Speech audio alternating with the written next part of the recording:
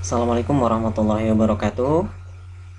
Anak-anakku yang soleh dan juga cerdas, apa kabar hari ini?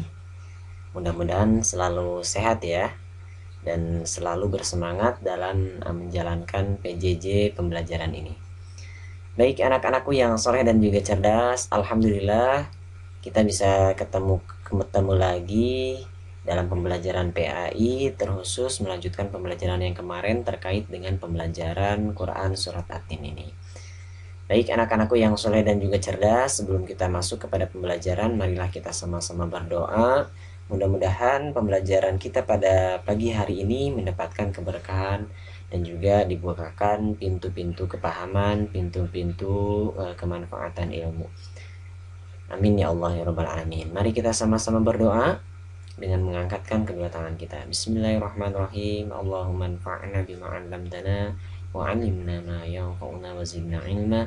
Allahumma aftah lana futuhal arifin wa futuhal fahimin wa futuhal fakihin bi rahmatika ya arhamar rahimin. Amin ya Allah ya rabbal alamin. Baik anak-anakku yang soleh dan juga cerdas, kita masuk lagi kepada pembelajaran kita di Quran Surat At-Tin ini. Nah, di pertemuan kedua ini kita akan kembali mempelajari tentang Quran Surat At-Tin. Nah, sebelum masuk kepada pembelajaran, ingatkan kembali nih untuk mengawali harimu dengan senyum, semangat, dan juga doa.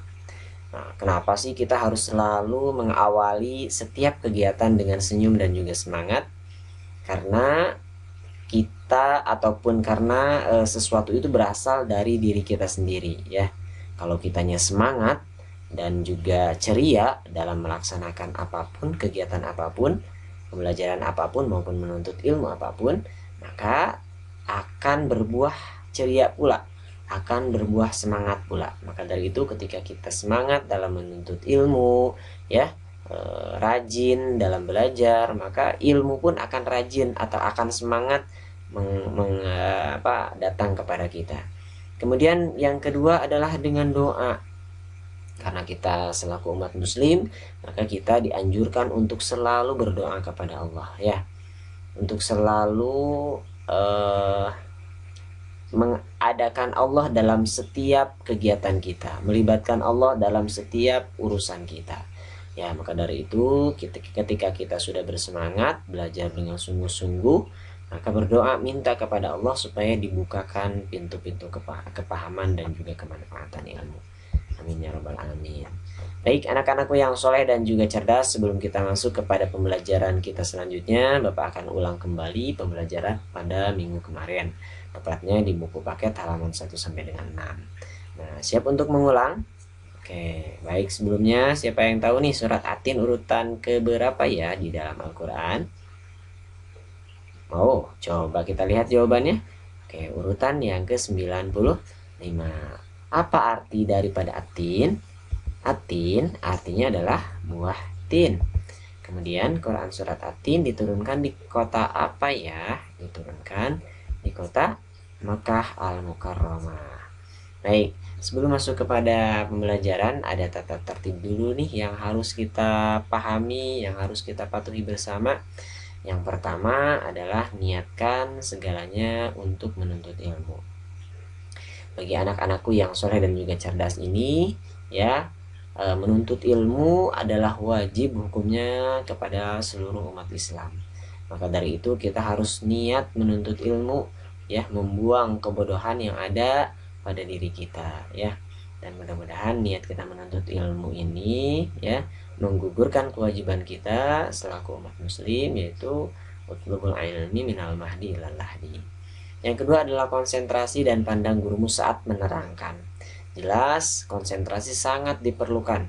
Meskipun notabene kita tidak berada di sekolah ya, berada di rumah masing-masing dengan segala keterbatasan, dan juga banyak mungkin di rumah ada yang sama adiknya ya, sehingga sulit untuk konsentrasi, tapi tetap kita harus mengusahakan diri kita untuk selalu berkonsentrasi dan semangat dalam pembelajaran. Dan juga pandang gurumu saat menerangkan. Nah, meskipun dalam situasi Zoom ataupun dalam keadaan voice note, bukan voice note, dalam keadaan video call, tetap ketika ada muka guru kita yang sedang menerangkan, kita harus memandangnya supaya cepat ilmu menyerap kepada diri kita. Yang ketiga, selalu bersemangat dan yakin akan kepahaman ilmu. Nah, ini harus kita tanamkan dalam kehidupan kita. Semangat kita sudah dapat, dan ilmu yakinnya harus kita tanamkan dalam hati. Kita harus yakin ketika kita hendak belajar, maka kita harus yakin akan bisa memahami ilmu yang akan kita pelajari. Yang keempat, ikatlah ilmu dengan tulisan. Ini sudah jelas ya. Ilmu itu diikat dengan tulisan ya. Kenapa Al-Quran sampai ada mushaf, dimushafkan? Karena para sahabat dulu tidak ada yang namanya mushaf ya.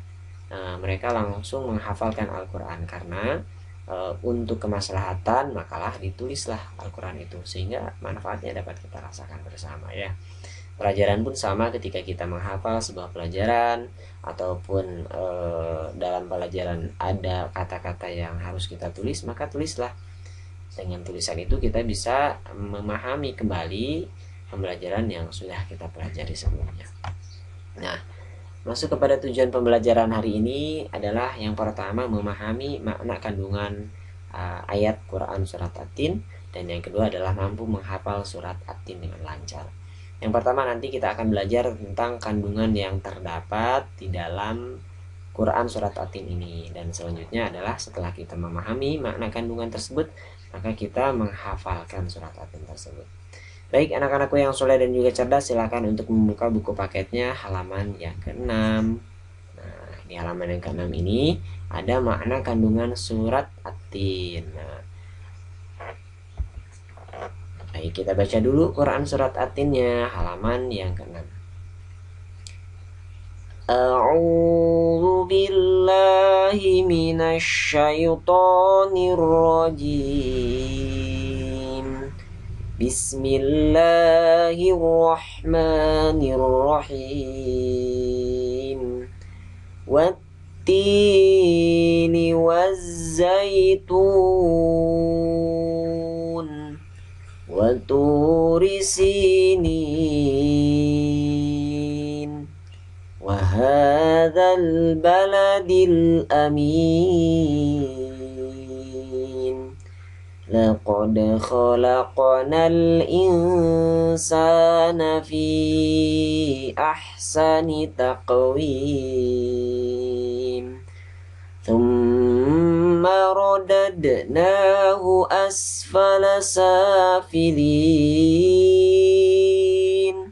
Illal ladzina amanu wa 'amilus sholihati falahum ajrun ghairu mamnun. Fama yukadzibuka ba'du biddin. Alaysallahu bi ahkamil hakimin.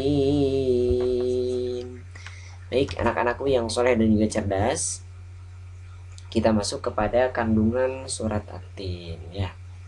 Dalam kandungan surat At-Tin ini, nah, ayat yang pertama nih, wattini wazzaitun, manfaat daripada buah tin dan juga buah zaitun ya. Banyak sekali manfaatnya. Di antaranya buah tin dan buah zaitun itu memiliki manfaat untuk obat luka luar, merangsang pembentukan HB dan mengobati anemia. Sedangkan zaitun sangat bermanfaat bagi pencernaan dan sistem peredaran darah maupun jantung. Nah, yang kedua, di ayat yang kedua ada wa turi sinin. Makna yang terdapat, yang terkandung di dalam ayat yang kedua ini, di sini Allah Subhanahu wa taala menceritakan tentang gunung atau bukit Sinai, atau dikenal sebagai Jabal Musa. Jabal itu gunung, Musa itu Musa ya, jadi gunungnya Nabi Musa. Kenapa disebut Jabal Musa? Karena merupakan tempat pertama kali Nabi Musa menerima wahyu dan diangkat menjadi rasul ya. Dan ketika Nabi Muhammad SAW berhijrah pun, ketika sampai di Jabal Musa, Nabi dihormah ya, menghormati dengan cara sholat 2 rakaat di Jabal Musa ini. Nah, kemudian yang ketiga, di ayat yang ketiga dalam Quran surat At-Tin ini menceritakan tentang sebuah kota, wa hadzal baladil amin, sebuah tempat yang sangat aman, yaitu kota Mekah ya. Kota Mekah disebut sebagai Ummul Qura dan tanah atau negeri yang aman ya. Ini berkat salah satunya sebagai berkat doa Nabi Ibrahim ya, menjadi kota yang aman ataupun disebut dengan Ummul Qura. Nah, ayat yang keempat, Allah Subhanahu wa taala menciptakan manusia dalam sebaik-baiknya bentuk, jasmaniah dan rohaniah yang seimbang. Manusia dibekali dengan akal pikiran sehingga manusia bisa membedakan mana yang baik dan mana yang buruk. Nah, di ayat yang keempat ini ya, kita manusia diciptakan secara sempurna, baik jasmani maupun rohaniah. Jasmani butuh yang namanya makan, rohaniah juga sama ya, butuh juga yang namanya makan. Makanan rohaniah apa? Yaitu dengan zikir kepada Allah, kemudian dengan membaca Al-Quran, dengan mengamalkan amalan-amalan yang baik, itu makanan rohaniah kita. Dan yang menjadi keunggulan manusia adalah diberi oleh Allah Subhanahu wa taala akal. Akal untuk membedakan mana yang baik dan mana yang buruk ya. Beda halnya dengan hewan ya yang tidak diberi akal. Ya, hewan tidak diberi akal, makanya kalau misalkan hewan tidak dibaju, mereka tidak malu. Tapi kalau manusia karena diberi oleh akal oleh Allah Subhanahu wa taala, maka harus ditutup auratnya ya. Dan yang ayat yang kelima kandungannya adalah manusia adalah makhluk yang sempurna. Jelas karena tadi sudah diberikan akal oleh Allah Subhanahu wa taala, maka tergolong manusia yang sempurna. Tetapi kesempurnaan manusia itu bisa turun derajatnya jika tidak bisa menjaga sikap dan perilakunya yang tidak sesuai dengan aturan-aturan Allah Subhanahu wa taala. Ini kita dapat melihat contoh dari seorang iblis ya. Iblis sangat pintar, tapi karena akhlaknya jelek, maka Allah Subhanahu wa taala melemparkan yang tadinya di surga jadi di neraka abadan selamanya. Karena akhlaknya jelek, tidak mau bersujud kepada Adam, merasa dirinya paling baik, merasa dirinya paling sempurna, tidak mau bersujud ataupun menghormati orang lain. Maka dari itu kita selaku umat manusia yang baik tidak boleh mempunyai sifat sombong dalam diri kita. Harus selalu kasih sayang kita tebarkan kepada adik kita, hormat kepada kakak kelas kita, dan juga saling membantu sesama teman. Nah ya, di ayat yang kelima ini orang-orang yang tidak termasuk golongan yang hina adalah orang-orang yang beriman dan beramal soleh. Nah, supaya kita tidak tergolong manusia yang dihinakan oleh Allah Subhanahu wa taala, maka kita harus memperbanyak amalan soleh. Bagaimana cara memperbanyak amal soleh? Banyak. Ada yang melalui sholatnya, ada yang melalui puasanya, ada yang melalui zakatnya, ada yang melalui berbakti kepada orang tuanya, banyak ya. Maka dari itu silahkan untuk sebanyak mungkin kita memperbanyak amal-amalan soleh, supaya kita tergolong ke dalam orang-orang yang dicintai oleh Allah Subhanahu wa taala. Nah, di akhir zaman nanti di ayat yang ketujuh menceritakan bahwa pada hari kiamat nanti manusia akan dibalas dengan seluruh perbuatan selama di dunia dan akan diminta pertanggungjawabannya. Ya, sekecil apapun amalan baik nanti akan diperhitungkan oleh Allah Subhanahu wa taala. Dan sebesar apapun amalan buruk ya akan ditimbang sama ya. Mau besar mau kecil tetap nanti akan dipertanggungjawabkan di hari akhir nanti. Kemudian yang selanjutnya Allah Subhanahu wa taala di ayat yang ke-8, Allah Subhanahu wa taala adalah sebaik-baiknya hakim. Allah Subhanahu wa taala akan memberikan hukuman bagi manusia yang berbuat dosa dan akan memberi kenikmatan kepada manusia yang taat dan menjalankan perintahnya. Maka dari itu ketika kita telah melakukan dosa, maka bertaubat kepada Allah ya. Karena manusia itu tidak pernah terlepas dari yang namanya lupa dan juga dosa. Maka obat dari dosa adalah dengan membacakan istighfar, astagfirullahaladzim, dan meminta ampun kepada Allah Subhanahu wa taala dari segala dosa-dosa yang kita perbuat, baik yang disengaja maupun yang tidak disengaja.